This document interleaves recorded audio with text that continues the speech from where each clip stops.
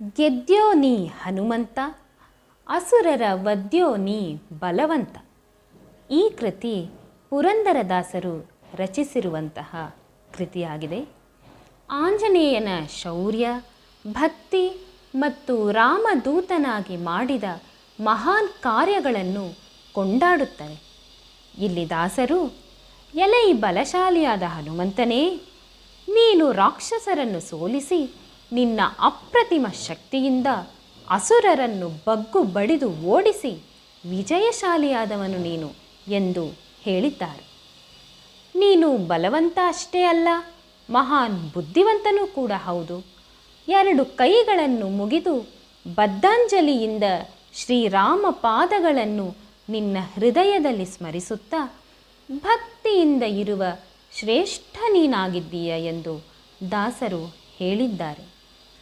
ಅಂಜನಾದೇವಿಯ ಪುತ್ರನಾದ ನೀನು ರಾವಣನ ಮಗ ಅಕ್ಷಕುಮಾರನನ್ನು ಸಂಹರಿಸಿ ಕಮಲದಂಥ ಕಣ್ಣುಳ್ಳ ಸೀತಾದೇವಿಯನ್ನು ಹುಡುಕಿ ಶ್ರೀರಾಮನು ಕೊಟ್ಟ ಮುದ್ರಿಕೆಯನ್ನು ಆಕೆಗೆ ಕೊಟ್ಟು ಧೈರ್ಯ ತುಂಬಿದವನು. ಸೀತೆಯ ಕ್ಷೇಮವನ್ನು ರಾಮನಿಗೆ ತಿಳಿಸಿದ ದೂತ ನೀನು ಎಂದು ದಾಸರು ಹೇಳಿದ್ದಾರೆ. 14 ಲೋಕಗಳಲ್ಲಿ ನಿನಗೆ ಸಮಾನರಾದವರು ಇಲ್ಲವೇ ಇಲ್ಲ. ಗಾಳಿಯಂತೆ ವೇಗವಾಗಿ ಚಲಿಸುವವನು ಮತ್ತು ಭಕ್ತರು ಬಯಸಿದ್ದನ್ನು ಕರುಣಿಸುವ ಮುಖ್ಯಪ್ರಾಣ ಸ್ವರೂಪಿಯಾದ ಮಹಾನುಭಾವ ನೀನು. ನಿನ್ನನ್ನು ನಂಬಿದ ಭಕ್ತರಿಗೆ ಕಿಂಚಿತ್ ಕಷ್ಟವಾಗದಂತೆ ಕಾಪಾಡುತ್ತೀಯ. ಪಾಂಚಜನ್ಯ ಧರಿಸಿದ ಶ್ರೀಕೃಷ್ಣನ ಪರಮ ಭಕ್ತನು ನೀನು ಎಂದು ದಾಸರು ಆಂಜನೇಯನನ್ನು ಹಾಡಿ ಹೊಗಳಿದ್ದಾರೆ.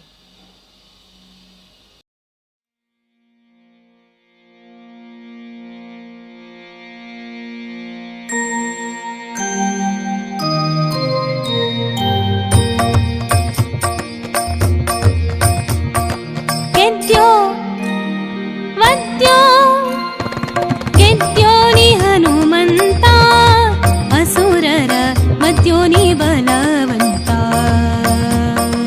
ಗೆದ್ಯೋ ನೀ ಹನುಮಂತ, ಅಸುರರ ವದ್ಯೋ ನೀ ಬಲವಂತ.